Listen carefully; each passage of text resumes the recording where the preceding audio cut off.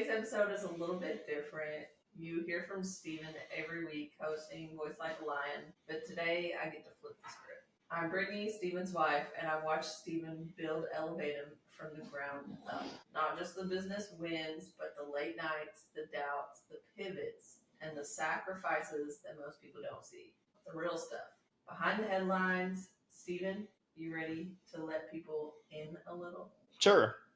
That was good. That was really good. I'm proud of you. Okay, so I just want to talk about behind the scenes of you as a business owner and what it looks like, what it feels like, the things people don't see really. I would just love to know where you are right now. Like, what are you feeling right now in the business, in life overall? Excited, I think, is a great answer. Specifically to where we're at right now is very exciting, especially in the business standpoint. A couple months ago, revamping these offerings, which was to revamp an offering means that you have to take something you've already proven in the marketplace and do it all again. So to have validation on two offers back to back that are two separate offers, super exciting.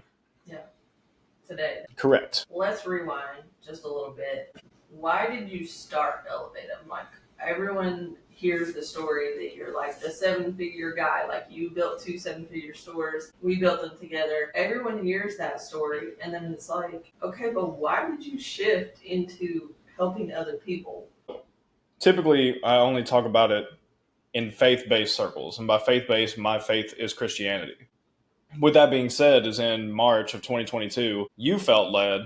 You came to me crying in our garage gym and told me that you felt like the Lord was telling us to shut down the business. And the business was still doing pretty good at that time. And that was the e-commerce store. That was the one with Shopify, mainly through Facebook shops. Since we've been on this faith walk for really the last 5 years, since I've been all in, watched you, and I just said, hey, let's do it. I've always done my best to support you. So that's why we shifted. It wasn't a choice. It was something that we felt led by God to make a pivot. And then it's just been a million iterations since then. Do you feel like you've landed on exactly what you want to do, how you want to help people in this world? Like, are you in purpose, as people say? Are you in your calling? Like, do you feel as if you're in that at this moment? Yes, but I would love to expand on my yes. So expanding on my yes, I don't think, I'm about to get controversial for a second. I don't think that you just magically, haphazardly stumble into your calling and your purpose. I think that we are all given something that we feel called to, but until you work it, until you curate it, you're not going to see it. So is Elevatum the thing that I feel called to right now as a company? Maybe. But what I really feel called to is how I serve people. So in the capacity of my giftings, my skill sets, the way that I approach businesses, this is the best container for that right now. So you just got to work it. Walk us through a normal week. What does it look like to wake up on a Monday morning and be Steven, the CEO, the founder of Elevatum? Like, what does a Monday look like to Steven? And, how do you set yourself up for success on a Monday? Great question, because I have my calendar pulled up on my second screen. My Monday starts out the same as almost every other day, with one notable exception, which is that we have our morning routine. So for me, my morning routine, I'm up by 5:30, I pray, I'm reading the Bible, then I walk, I walk with God, come back, and this is where then make breakfast, wake you up, we go to the gym. That's the morning routine. Then I actually start my working day hopefully around 8:30. Sometimes that one's in flux. My first block is 8:30 to 9 on Monday, and that's personal development.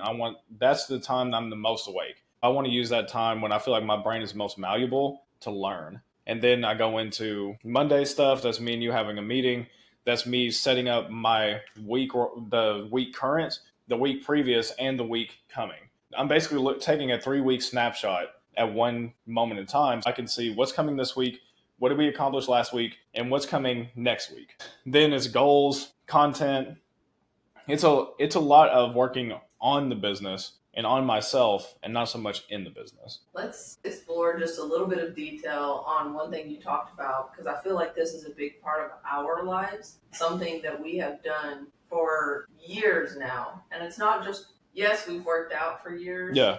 But there's something that we've always done for years that you touched on a little bit, and that's our 10-minute walks. So we do that 3 times a day. And so expound on the 10-minute walks, how often you do it, like why you do it, all of those things. So for me, it's a little different than you because I do 3. So I do one early in the morning, and this is 6 o'clock in the morning. Actually, yeah, 5:50 exactly is around the time that I go on my walk. Then we do another one right after lunch. We usually cook or eat lunch by 11 to 12, and then we're walking this 10 minutes after lunch. And then same thing at dinner. Dinner is usually at 5 or 6 o'clock. Then we walk for 10 minutes afterwards. 10 to 15 usually at the most. And the reason why is because we did a diet 8 years ago. I don't even remember the name of that thing. But I remember on that diet, was it the vertical diet? Yeah. So I just remember that diet said that there's like all sorts of blood sugar things that it levels out, your metabolism is up, all of this different science-based things just for walking for 10 minutes. We've kept that for the last almost a decade now. Yeah. And just reiterating, like, it's after lunch, after Yeah. dinner, after those really the biggest meals Yeah, of after our meals. day. And honestly been one of the most consistent things that we've done. Yeah, So no matter where we are. Yeah, no matter where we are, no matter what you do, if you can't even afford a gym membership, you can afford to go on 3 10-minute walks. If you can, Yes. If you're not in prison, I mean, yeah. I mean, you can still go on a walk. You got yard time. Go walk around. Walk around the cell. Yeah.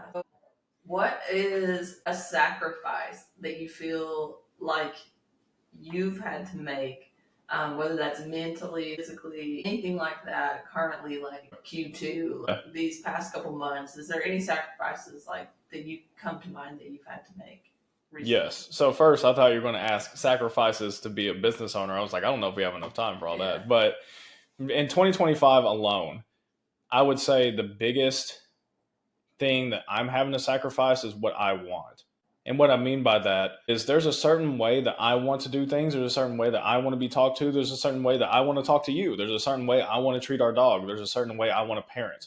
I'm having to sacrifice all of that for the greater good of all of us. So it doesn't matter if I'm right. It matters what's right. Being nice to Bruno is what is right. Being a good husband to you is what is right. Being a good father is what is right. So for me, that's been the biggest shift, is letting my ego die. That's my biggest sacrifice. Yeah. And I think even in those sacrifices, like I hear your faith speaking, and like I hear the principles and the things that we do being led by faith. I'm just so curious, like in being led by faith, in those principles being happen, what do you feel like keeps you from letting your faith be something that is chains on you in the business versus something that like actually propels you and helps you to grow in the business? That's an excellent question. I actually haven't had somebody ask me that type of question, and this is why I love that question, is because in the past it has been chains, and I feel like a lot of Christian-based, faith-based entrepreneurs let their faith be chains, where it's okay, God, you got to do it because I just don't know how to, and they use it as a crutch. And I was that person. What I've found, because it talks about this in the Bible, faith without works is dead. Now, granted, you can over leverage and just say, well, I'm putting in so much work. That means that God has to bless me. It's like, no, that's not in there too. But so we're not over indexing either way. But what I have found is with my faith now is, okay, God, what do you want me to do today? Great. You want me to do X, Y, Z? I have these calls. I have this stuff. I'm working on me and I'm letting him speak. I talk to him often throughout the day. And then I just do my best to be sensitive to his leadings. Because if he tells me to cancel a call, I'm going to cancel it. He tells me to, hey, you should hit up this person, I'm going to hit him up. That's how my faith has propelled me, but also I've just learned to get a greater capacity for work. I think that there is a misconception that you will get blessed based on you just showing up to the ball game. But you want to get blessed, you're going to get blessed to the capacity in which you can carry. Everyone wants to go from broke to $100 million winning the lottery, but you don't have the capacity to steward that. You don't have the capacity to budget that, the capacity to actually put that into practice. For me, as he grows my capacity, so grows my faith. So I feel like us as a couple, whenever we're doing business, being faith-led, doing things as we do them, like you coming from a job where you were working literally 60 to 80 hours a week, depending on the week, to us being full-time in the business all the time. And so I think that I'm just so curious what you think is the reason why we work so well together, because we have talked to people in the past where it's like, I don't know how you work with your spouse. Yeah. I could never do that. Yeah. I have done that before in the past and it did not work out. And so that person went to go do something else. And so I'm curious why you think we work so well together, both in the business and outside the business. Inside of the business, I want to talk about the past when I first came home, and I also want to talk about right now. In the past, when I first came home, what worked well is I just didn't know what to do. I didn't know anything. So you led the charge. If I was to boil down then and now, is somebody has the lead. The thing is that there's not two generals in the kitchen. There's not two chefs trying to cook a dish right now. One of us is a sous chef, and that's okay. Back then, when I first came home, I was a sous chef. And you were just like, hey, go watch these courses, go learn this, go reach out to these people, do this. So you took the lead. In the same way, when Facebook started blowing up, you took the lead and I learned. And my goal was to support you. So it's like, okay, if you're focused on listings, you're focused on bringing on VAs to support you in that role, what can I do to support that? Customer service. Great. Let me do that. Let me answer all the messages. Let me figure out all the returns. Let me fight every refund. Let me do this. It's been this flow where it's not like, I want to do what you're doing. Let me do that. It's like, why would you? For me, I would boil it down to, we don't have an ego issue with somebody being in the lead. I don't have the ego issue I don't have the faith-based ego issue of that a woman has to submit to me. For me, is I'm willing to submit to you if I feel like you are right. Going back to what I said earlier, it's not about if I'm right. It's what's right. If you have the skill sets, if you have the mindset, if you have the direction, I'm following you. And then in this season, because it's been me and I have those things, I have those capabilities and capacity, you're following me. That's why we work so well in both areas, inside of the business and outside. How do you think that's made us stronger? Because one word is trust. The reason why I can follow you in those businesses is because I trusted you. The reason why you can come home to this business and just jump all in is because you trust me. Because what you're doing right now is long tail. So this is something that we may not see a return on for a while. The only reason, in my opinion, and I would love to hear you on this part, the only reason, in my opinion, that you're willing to do what you're doing right now is because you are trusting that I'm taking care of us right now. You don't have to worry about, do I have to go get a client? Do I have to go figure out money? Do I have to go DoorDash? Do I have to go do these things just to put food on the table? You don't have to worry about that because that's me. I'm taking care of this. You take care of us long term. So that's the biggest thing, trust. My question to you is, am I right? Because if I'm right, great. If I'm not, great. I would love to understand what your thoughts are on what makes us work well together. I definitely agree with you. I think that I do think that you are completely right on the trust aspect and us not having an ego issue and us just realizing like who has more knowledge on what we're doing in any given moment. Yes. So it's like you might be CEO and I might be COO, but in any given moment, information that you don't have about something or vice versa, that the other person has to submit. And whenever you can't submit to the other person, like it's not you and me against each other. It's me and you against whatever problem is at hand. And that's something that we live by with our marriage and with our work. And so whenever you can look at the problem and realize, hey, like today, this is not the day to confront this problem because I'm going through this. I think the reason why we work so well together in general is we are just very good at communicating like what we feel. It's never vague. It's never hiding anything. We aren't trying to like navigate a conversation. We just have the conversation. And sometimes there are high emotions involved. And a lot of times it's all about tonality. Yeah. Like if I come at you, I know what tonalities, because we've been around each other enough. I know what tonalities are going to lead you to a place where you're not going to hear what I'm saying. And I know which ones are going to lead you to a place where, oh, he's actually going to hear what I'm saying. Yeah.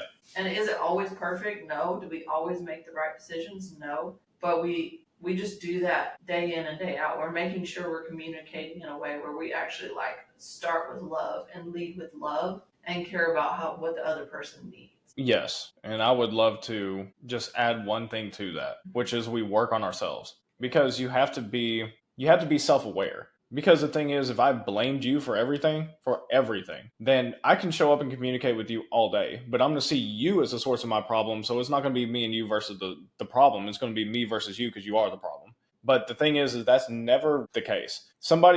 How your environment is responding to you is based on how you respond to your environment. For me, if I want you to show up differently, how am I showing up? If I want Bruno to be different, how am I showing up to him? How is Liam showing up? How are my clients showing up and interacting with me?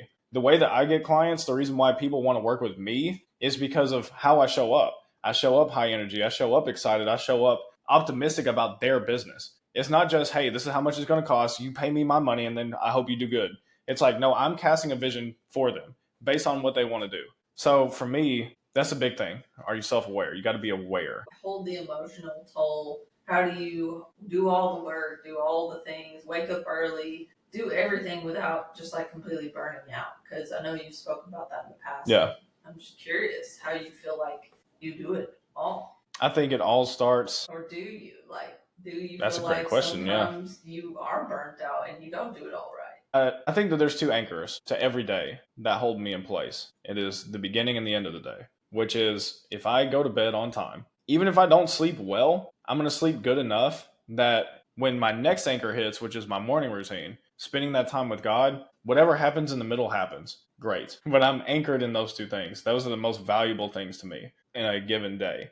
Has there been times that I've just held too much? Probably. Then this is interesting. This could be an interesting debate because for me, holding 500 pounds on your back to do a squat is a lot. Most people would, it would literally snap them in half. So does that mean if you can do a 500-pound squat that is too much? No. Sometimes you have to hold a weight that's too much for you to grow in capacity to be able to hold the weight. That's what we understand from working out. But you have to have anchors. It's like, okay, am I getting enough rest?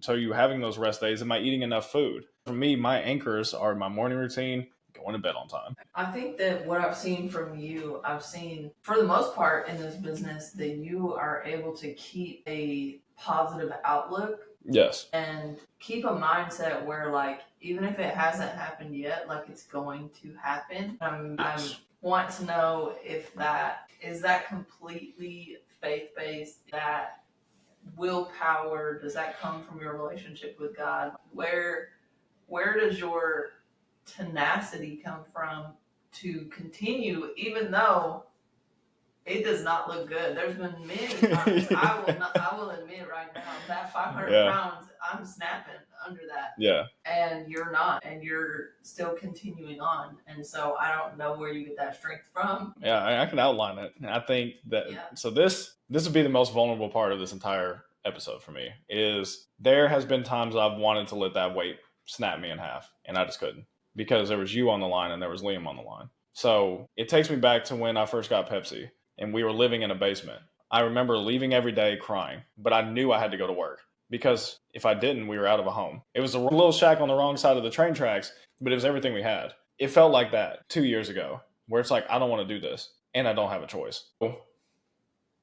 The reason why you see me like this is because two things. Is one, my faith has played a huge part in that. But two is I just carried a weight that was so heavy it should have snapped me, but I just didn't. I had so much willpower it wasn't going to. And then what snuck in, and the only way I've been able to carry it is I've kept my hopes up. Because if I didn't have hope, if I let my hope die, which it's been on the borderline, it's been on life support a couple times. If I'd have let it die, then I don't know if I would have lived. I had to. When you make winning mean as much to you as breathing, you will win. When it's a have to, and not just, well, I want to. When you have to do it to pay for your house, when you have to do it to pay for your car, when you have to do it to have food on the table for not just you, but your entire family, you carry a heavy enough weight that then it just becomes what you carry, and it's normal to you. To me, it reminds me of a story of a boy and his oxen. There's a story of a boy and his oxen where a dad gets his son a baby ox. And so this kid starts picking up the ox, the bull. He puts it down every day. As the kid gets older, so does the bull. And as this bull gets older, it gets big. And if you've ever seen a full-size bull or a longhorn from Texas, those things are huge. And this kid, because he picked up this bull every single day, by the time it was full grown, he could still pick it up. And nobody understood how. It's because he picked up that weight long enough where it's like, I just do this every day. What do you mean? Like, to me, this is what I do every day. What do you mean? And so for me, I've also realized in dark seasons, it only takes one. This is the power of one. And I actually got this from Ed Milet, is the power of one more. So it's the power, it's like, you could be the one who changes your family. You can be the one that saves them from the pain that you feel. It only takes one phone call, one person you run into, one deal closed, and everything changes. And I've always held that belief that I don't see it yet. It hasn't happened yet, but all it takes is one. I think to close it out, I would love to know if there is a recurring thought. Like, there's something you say often, it's like, you got to keep your hopes up. Yeah, like, keep your hopes up. I'm Yeah. keeping my hopes up. Is there like a recurring thought that you intentionally think or that pops up whenever you're like, no, I'm keeping my hopes up? Yes. What's that? So I think it's just like so hardwired in me now that I just do it. But in the beginning of saying that phrase was because the phrase that has been told to me my entire life was, you don't want to get your hopes up. And I remember specifically from church that Pastor Mike preached on it, where he said, hope is the fuel to your faith. So if you don't have hope, you're not going to have faith. And so for me, anytime there's been a moment or a deal on the table or something where it's like, oh, don't get your hopes up, it's like, why not? For me, it's a keep your hopes up. And that has been my fuel. And which is in turn, I guess now even talking about it, has fueled my faith just by happenstance. And the crazy thing is, though, is what you focus on, you find and you feel. So if you focus on not keeping your hopes up, you're going to be down. You're going to be less optimistic. You're going to be sad. So you're going to show up less energetic if you do get on a sales call. That's a big deal. If you show up and say, hey, I'm keeping my hopes up, this is the one. And then it's like, okay, that one didn't close. That sucks for them. This one's the one. Oh, they didn't close either. It's like, hey, I hope that their situation gets better. This is the one. The thing is, you keep showing up like that, eventually one of them will be the one. So that has been the fuel. Just knowing that there's one more, and just keep your hopes up. It's just as easy. It takes just as much energy to project a more successful future as it does to project a least successful, we are losing everything, let me death spiral over here. Us as humans, it's so easy for us to go down the negative path. But if you train yourself to go down the positive path, this is the path you want anyways. Why would you focus on what you don't want?